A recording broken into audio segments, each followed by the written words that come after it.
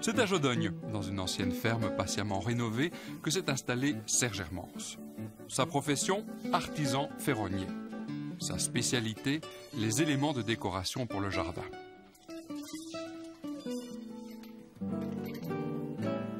Dans l'atelier, on est surpris par la facilité avec laquelle l'acier est travaillé. Il faut peu de temps pour ébaucher ce qui deviendra un portique, une tonnelle, un support pour plantes grimpantes ou un brasero. Un brasero qui, sur la terrasse, réchauffera les soirs d'été frisquets. Un brasero qui, l'automne venu, créera une atmosphère au jardin.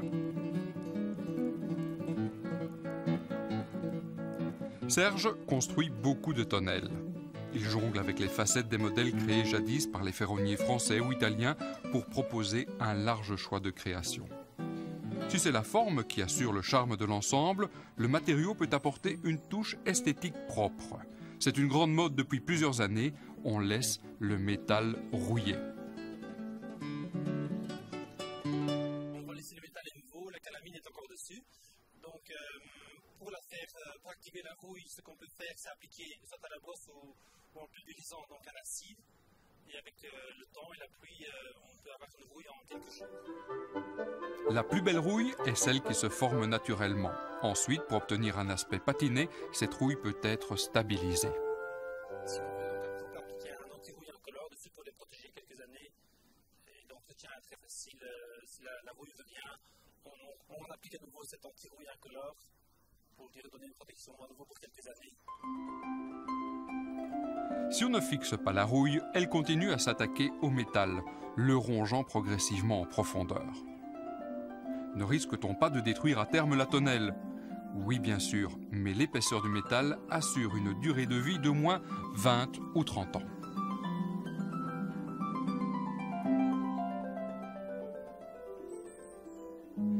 Ici, le visiteur pourrait penser que la tonnelle est vraiment très mal entretenue. La peinture s'écaille et la rouille s'installe. Mais cet état est volontaire. Voici une autre tendance décorative. Il s'agit de peindre nos structures et avec une couleur simple, sans anti-rouille, et puis de la laisser rouiller dans le jardin pour lui donner un aspect plus antique. La rouille, libre ou contrôlée, est en fait la solution de facilité par rapport à un travail d'entretien fastidieux. Une structure peinte doit être poncée et repeinte régulièrement, à moins d'opter dès la construction pour une protection de fond. Il faut alors faire sabler le matériel, le faire métalliser ou le faire galvaniser, puis là-dessus appliquer une couleur. Donc ça peut parfois doubler le prix de la structure. Une tonnelle en métal est-elle chère? Pour un modèle de 3 mètres sur 3, il faut un budget de 1500 €. Mais l'acier se prête à bien des rêves en fonction des goûts du jardinier, en fonction de l'espace disponible. Les constructions peuvent prendre de l'ampleur et s'adapter à un projet précis. Mais il ne faudra pas oublier un budget pour les plantes grimpantes.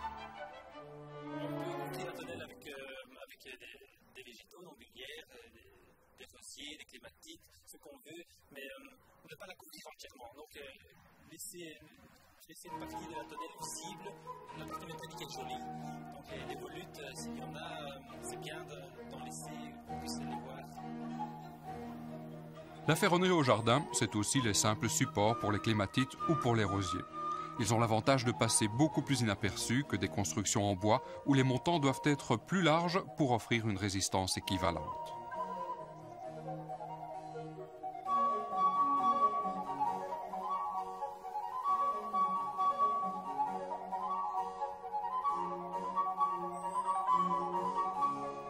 Jadis, les ferronniers construisaient une immense diversité de structures, des portails, des grilles, des palissades, des couches, des cloches pour forcer les plantes. Voici une galerie qui pourra assumer une transition entre deux parties du jardin.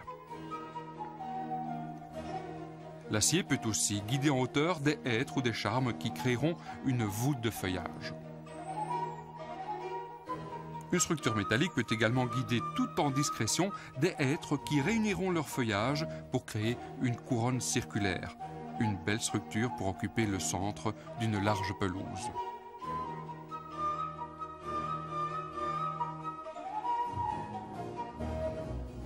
Jadis, dans les jardins, c'est en ferronnerie que les ponts étaient construits.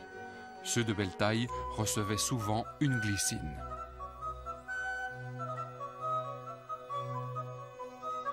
Le métal peut aussi être présent au jardin par le biais des structures venues des fonderies. Les grands classiques, les abreuvoirs pour les oiseaux, les fontaines et les vasques.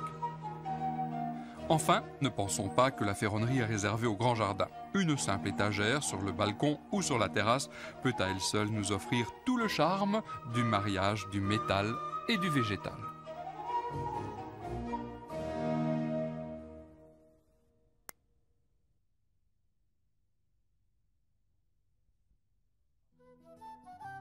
Avant que l'usage de l'aluminium ne s'impose, installer une serre au jardin était bien plus coûteux qu'aujourd'hui. Les structures en ferronnerie étaient construites artisanalement et devaient être protégées de la rouille par un entretien régulier. Voilà pourquoi les belles serres horticoles étaient surtout répandues dans les grandes propriétés. Les artisans ferronniers de jadis n'ont pas tous disparu. Quelques-uns perpétuent la tradition des serres en acier, restaurant les anciennes réalisations et en créant de nouvelles qui bénéficient des techniques modernes de protection du métal. Métallisé au zinc à 450 degrés et puis nous appliquons dessus une peinture par poudre au four à 220 degrés. Donc l'acier définitivement ne rouille plus. Même les pas de vis et les tarots sont zingués, donc dans la il n'y a aucun problème d'apparition de rouille. Les vitres sont posées avec du silicone pour ne pas devoir buréner du mastic sec lorsqu'il faut remplacer un carreau. Gare au coup dans la peinture. À ce moment-là, il faut un petit peu décalcer la peinture et retrouver donc la métallisation primaire, le métal, et appliquer un petit peu de cingage à froid sous forme de bonbonne, qui sont dans toutes les bonnes quincailleries, et puis repeindre bien sûr.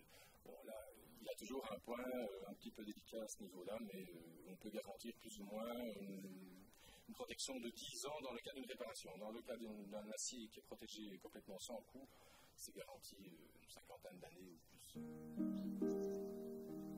Esthétiquement, l'acier offre plus de possibilités que l'aluminium. Les structures plus fines se galbent et se forgent.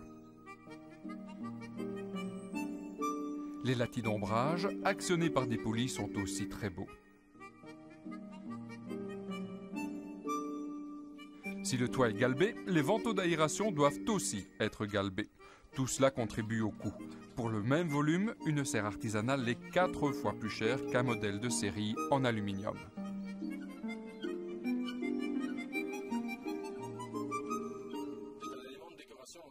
La plupart de nos clients utilisent leur serre plutôt pour rentrer des plantes en hiver, pour éventuellement venir prendre le thé et pour faire des petites boutures ou conserver quelques plantes de collection, etc. Rares sont nos clients qui cultivent des tomates, des choux ou des caisses dans une serre pareille. Le principal débouché des serres en ferronnerie, ce sont les éléments adossés à la maison. On crée ainsi un jardin d'hiver et là, c'est moins cher qu'une véranda. Mais le choix d'une telle serre, c'est avant tout l'affaire d'un grand coup de cœur.